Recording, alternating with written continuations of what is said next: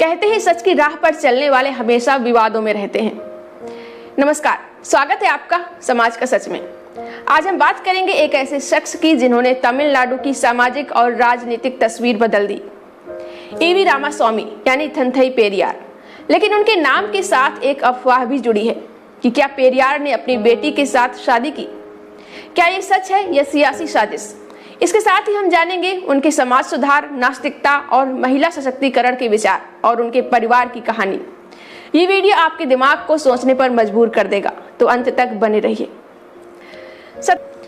17 सितंबर 1879 को तमिलनाडु के इरोड में एक समृद्ध परंपरावादी हिंदू बलिजा जाति के परिवार में जन्मे ईवी रामास्वामी, जिन्हें बाद में पेरियार कहा गया।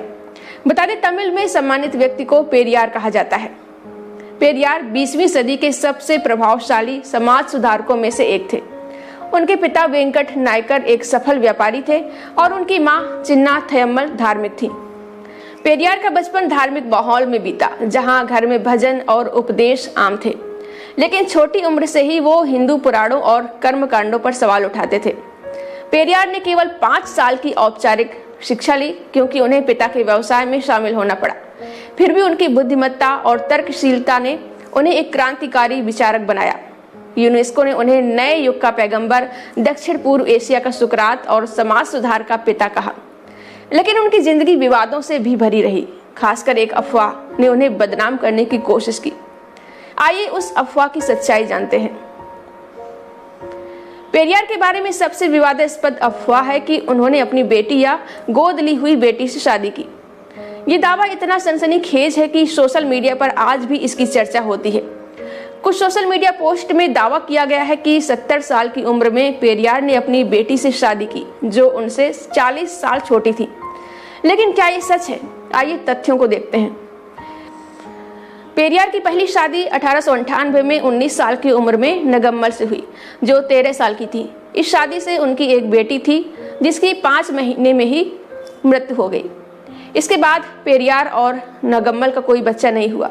1933 में नगम्मल की मृत्यु के बाद पेरियार ने अकेले रहने का फैसला किया और सामाजिक कार्यों में डूब गए। 1942-43 में उन्होंने अपनी पार्टी के कार्यकर्ता और अपने दोस्त कनाकसबई मुदलियार की बेटी मनियम्माई को अपनी निजी सचिव बनाया। मनियम्माई उनके साथ सामाजिक कार्यों में सक्रिय थी और उनकी देखभाल करती थी। 1949 में 72 साल की उम्र में पेरियार ने 31 साल की मनियम्माई से शादी की। ये शादी रजिस्ट्रार ऑफिस में हुई और इसके पीछे पेरियार का तर्क था कि मनियम्माई उनकी देखभाल करती थी और उनकी मृत्यु के बाद उनकी संपत्ति और द्रविड़ कड़गम का नेतृत्व उनके विश्वास पात्र को मिले। लेकिन इस शादी ने तमिलनाडु में तूफान मचा दिया। कुछ लोगों ने इसे अनैतिक बताया और अफवाह फैल गई कि मनियम्माई उनकी बेटी या गोद ली हुई बेटी थी। सच्चाई क्या है? तथ्य है कि मनियम्माई पेरियार की जैविक बेटी नहीं थी। न ही कोई सबूत है कि उन्होंने मनियम्माई को औपचारिक रूप से गोद लिया था। उस समय भारत में गोद लेने का कोई कानूनी ढांचा भी नहीं था। वहीं आधुनिक समय में भी ऐसा कोई कानून नहीं है कि कोई सिंगल पुरुष किसी लड़की को गोद ले सके। सोशल मीडिया में और कुछ लेखों में दावा किया गया है कि पेरियार ने मनियम्माई को पुत्री माना था, लेकिन ये दावे सबूतों पर आधारित नहीं हैं। ये स्पष्ट है कि पेरियार की कोई बेटी जीवित नहीं थी और मनियम्माई उनकी सहकर्मी और विश्वास पात्र थी। इस अफवाह को पेरियार के विरोधियों ने फैलाया ताकि उनकी छवि को नुकसान पहुंचे। लेकिन पेरियार ने इस विवाद का जवाब अपने तर्क से दिया। कहा कि मैंने वो किया जो मुझे सही लगा। समाज के नियम मेरे लिए नहीं है, मैं समाज के लिए नियम बनाता हूँ। तो ये अफवाह झूठी है। लेकिन इसने पेरियार की समाज सुधार की विरासत को प्रभावित करने की कोशिश की। आइए अब उनके समाज सुधार के कार्य देखें। पेरियार ने तमिलनाडु में सामाजिक और राजनीतिक क्रांति ला दी। उनके कार्यों ने न सिर्फ दक्षिण भारत बल्कि पूरे देश में समाज सुधार की नींव रखी। आइए उनके कुछ प्रमुख कार्यों पर नजर डालते हैं। वैकम सत्याग्रह 1924। पेरियार ने केरल में वैकम सत्याग्रह का नेतृत्व किया, जिसमें मंदिरों की ओर जाने वाली सड़कों पर दलितों के प्रवेश पर पाबंदी हटाने की मांग थी।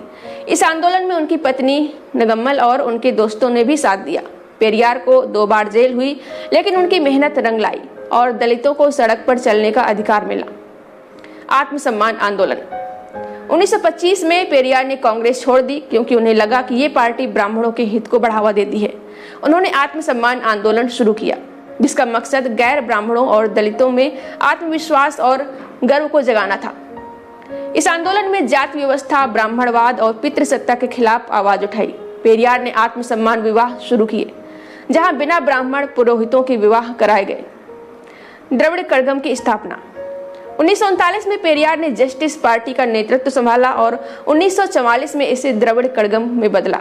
इस संगठन ने द्रविड़ पहचान, तमिल भाषा और सामाजिक समानता को बढ़ावा दिया। पेरियार ने हिंदू धर्म की कुरीतियों का विरोध किया। पेरियार ने बाल विवाह, देवदासी प्रथा, विधवा पुनर्विवाह पर पाबंदी जैसी प्रथाओं का जमकर विरोध किया। उन्होंने हिंदू ग्रंथों और मूर्तियों को जलाने जैसे प्रतीकात्मक कदम उठाए ताकि अंधविश्वास और ब्राह्मणवाद पर चोट की जा सके। पेरियार ने तमिल साप्ताहिक कुड़ी अरासू 1925 में और अंग्रेजी पत्रिका रिवॉल्ट 1928 में शुरू की, जिनमें उनके तर्कवादी और समाज सुधार के विचार छपे। इनके जरिए उन्होंने जनता तक अपनी बात पहुंचाई। पेरियार की ये कोशिशें आज भी तमिलनाडु की राजनीति और समाज में गूंजती हैं। डीएमके और एआईडीएमके जैसी पार्टियां उनकी विरासत से प्रेरित हैं, लेकिन उनके विचारों ने उन्हें विवादों में भी डाला। आइए अब उनके नास्तिकता के विचारों को समझते हैं। पेरियार की नास्तिकता उनकी विचारधारा का मूल थी, लेकिन वो नास्तिक कैसे बने? 1904 में पेरियार काशी गए थे, जहां उन्हें मंदिर में मिलने वाले प्रसाद देने से इसलिए मना कर दिया गया क्योंकि वो ब्राह्मण नहीं थे। इस घटना ने उन्हें हिंदू धर्म की असमानताओं के खिलाफ बगावत करने को प्रेरित किया। वो कहते थे, ईश्वर की सत्ता स्वीकार करने में बुद्धि की जरूरत नहीं है, लेकिन नास्तिकता के लिए साहस और तर्क चाहिए। पेरियार का मानना था कि धर्म, खासकर वैदिक हिंदू धर्म, समाज को जाति और असमानता के आधार पर बांटता है। उन्होंने कहा कि उस ईश्वर को नष्ट कर दो जो तुम्हें शूद्र कहता है। वो सभी धर्मों को खारिज करते थे और विज्ञान और तर्कवाद को अपनाने की वकालत करते थे।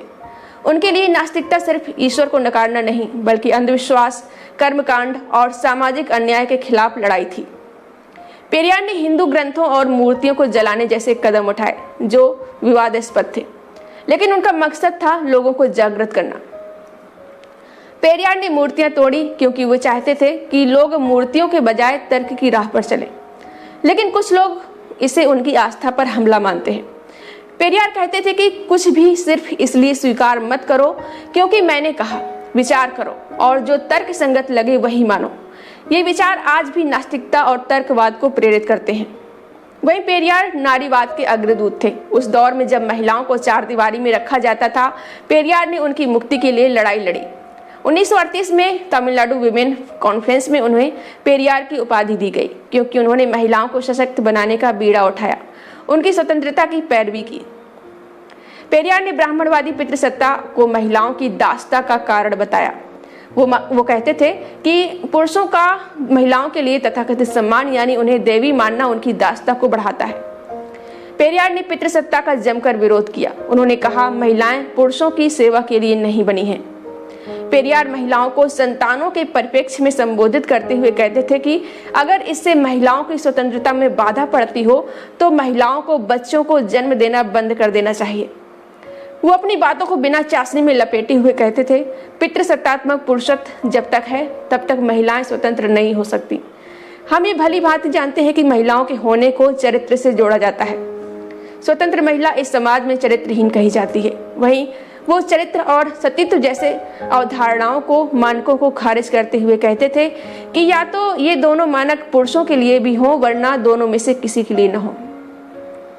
उन्होंने बाल विवाह, देवदासी प्रथा का विरोध किया और विधवा पुनर्विवाह पर पाबंदी का विरोध किया। वो तलाक का अधिकार, अंतरजातीय विवाह और अपनी पसंद से शादी का समर्थन करते थे। पेरियार मानते थे कि बाल विवाह पर रोक और पुनर्विवाह जैसे कदम सेक्स वर्क को 90% तक खत्म कर सकते हैं। पेरियार का निजी जीवन भी उनकी क्रांतिकारी सोच का हिस्सा था। उनके पिता वेंकट नायकर और मां चिन्ना थयम्मल धार्मिक थे, लेकिन पेरियार ने बचपन से ही उनके विचारों पर सवाल उठाए। 1998 में उनकी शादी 13 साल की नगम्मल से हुई। उनकी एक बेटी थी जो 5 महीने में ही मर गई। नगम्मल ने पेरियार के सामाजिक कार्यों में उनका साथ दिया, खासकर वैकम सत्याग्रह में। 1933 में नगम्मल की मृत्यु के बाद पेरियार ने अकेले रहने का फैसला किया। 1949 में उन्होंने मनियम्माई से शादी की, जो उनकी निजी सचिव थी। मनियम्माई उनकी जैविक या गोद ली हुई बेटी नहीं थी, बल्कि उनकी सहकर्मी और विश्वास पात्र थी। इस शादी ने विवाद खड़ा किया और कुछ लोगों ने इसे उनकी छवि खराब करने के लिए इस्तेमाल किया, लेकिन पेरियार ने इसे अपने सामाजिक सुधारों का हिस्सा बताया क्योंकि वो पारंपरिक विवाह नियमों को तोड़ना चाहते थे। पेरियार का कोई जीवित संतान नहीं थी और उन्होंने अपनी संपत्ति और संगठन को मनियम्माई के नाम किया। उनके परिवार ने उनके विचारों का समर्थन किया, लेकिन उनकी नास्तिकता और ब्राह्मणवाद विरोधी रुख ने उन्हें सामाजिक तौर पर अलग थलग भी किया। पेरियार की विरासत आज भी तमिलनाडु में जिंदा है। डीएमके और एडीएमके जैसी पार्टियां उनकी विचारधारा से प्रेरित हैं। तमिलनाडु सरकार ने उनके जन्मदिन को सामाजिक न्याय दिवस घोषित किया, लेकिन उनकी नास्तिकता, ब्राह्मणवाद विरोध और मूर्ति तोड़ने जैसे कदमों ने उन्हें विवादास्पद भी बनाया। कुछ लोग उन्हें एशिया का सुकरात मानते हैं तो कुछ उनकी आलोचना करते हैं। पेरियार ने ब्राह्मणवाद को चुनौती दी। कुछ लोग कहते हैं उनकी मूर्ति तोड़ने की हरकत गलत थी। दूसरी तरफ उनके समर्थक कहते हैं कि ये प्रतीकात्मक कदम समाज को जागृत करने के लिए थे। पेरियार का कहना था, मैंने जो किया वो सत्य के लिए किया। अगर ये किसी को चुभता है तो वो अपनी सोच बदलें। उनकी ये बेबाकी आज भी लाखों लोगों को प्रेरित करती है। तो पेरियार एक ऐसे क्रांतिकारी थे जिन्होंने समाज की जड़ों को हिलाकर रख दिया। उनकी बेटी से शादी की अफवाह झूठी थी जिसे उनके विरोधियों ने फैलाया। उनके समाज सुधार, नास्तिकता और महिला सशक्तिकरण के विचार आज भी प्रासंगिक हैं। वो कहते थे, तर्क करो, सवाल पूछो और सच को अपनाओ। आप पेरियार के बारे में क्या सोचते हैं? क्या उनकी नास्तिकता और समाज सुधार आपको प्रेरित करते हैं या आप उनकी कुछ हरकतों से असहमत हैं? कमेंट बॉक्स में अपनी राय जरूर बताएं। और अगर आपको ये वीडियो पसंद आया हो तो लाइक करें, शेयर करें और सब्सक्राइब करना ना भूलें। बेल आइकन भी प्रेस कर लें ताकि हर नया वीडियो आपको सबसे पहले मिले। जय हिंद।